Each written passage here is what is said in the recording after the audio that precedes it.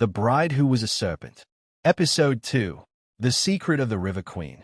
Chidimma's knees trembled as he watched the impossible unfold before his eyes. The woman he had married, the woman whose laughter still echoed in his ears, now swayed under the moonlight, half woman, half serpent. He wanted to cry out. He wanted to flee. But something deeper held him still. A strange sorrow in Neka's eyes. She turned, startled by his shadow. For a moment, silence ruled between them. Only the river's gentle hum filled the night. Then, her voice, low and trembling. "You were not meant to see this, Chidimma." His throat tightened. "What are you?" She lowered her head, scales shimmering.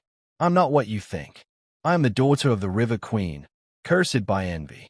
A jealous rival bound me to this form, half woman, half serpent, until the heart of a true man sets me free."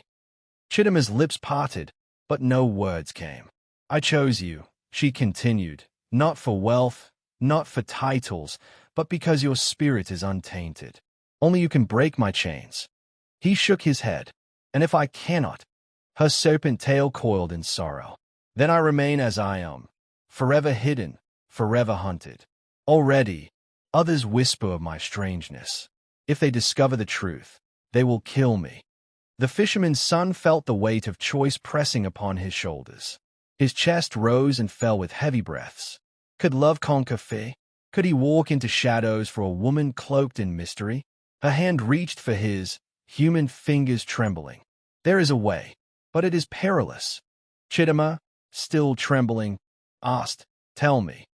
She whispered, "You must journey where no man dares tread. To the forest of whispers, where spirits twist truth into lies. To the cavern of echoes, where shadows of the past try to bind the living. And to the moonlit mountain, where only the brave touch the sacred flame.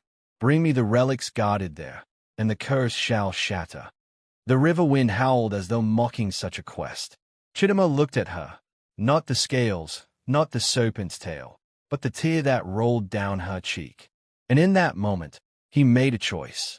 "I will go," he said, voice firm as a drumbeat. Neka's eyes widened with both hope and fear. "Then you must prepare, husband. For if you falter once, you may never return." And as the moon disappeared behind drifting clouds, Chidimma felt destiny settle upon his shoulders like a heavy cloak. The breaking of the curse.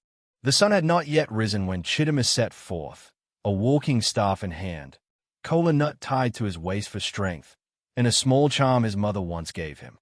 Neka's voice echoed in his heart. "Do not lose faith, for the spirits feast on fear." The forest of whispers was first. Trees bent low, their branches whispering lies in the wind. "She does not love you," the leaves hissed. "She will betray you." Shadows of men with familiar faces, his father, his friends, appeared, shaking their heads. But Chidimma closed his eyes and pressed forward, muttering, "Truth is not in whispers but in deeds." When he emerged, dawn painted the sky gold.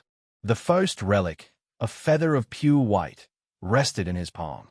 Days later, he descended into the cavern of echoes, where darkness clung like a second skin. The air rang with voices of the dead. His mother's voice cried, "Do not leave me, my son." His father's voice commanded, "Turn back, you fool." Tears welled, but he pressed forward. In the cavern's heart, a crystal glowed, humming with sorrow. He took it, whispering, "Forgive me, but love calls me onward." At last, the moonlit mountain. The climb tore at his flesh, stones slicing his feet. At the peak, a sacred flame danced, cold yet burning. A spirit guardian appeared, tall, faceless, armed with a staff of fire. "If you take this flame," it boomed, "you must surrender what men hold dearest." Chidimma frowned. "And what is that?" "Pride," the spirit replied. With trembling hands, Chidimma bowed his head, pressing his forehead to the earth. "I am no great man, only a fisherman's son. But I carry love, and that is enough." The spirit vanished, leaving behind the final relic, a burning coal that did not scorch his palm. Chidimma returned to Neka weary, bruised, yet triumphant. She awaited him at the river bank, her serpent form glistening under starlight. He placed the relics before her, the feather, the crystal, the flame. A wind rose, fierce and wild, swirling around them. The river roared. Lightning split the sky. Necker screamed, scales burning away like mist at sunrise. And then, silence. When the storm cleared, she stood before him, wholly human, radiant, her eyes shining with freedom.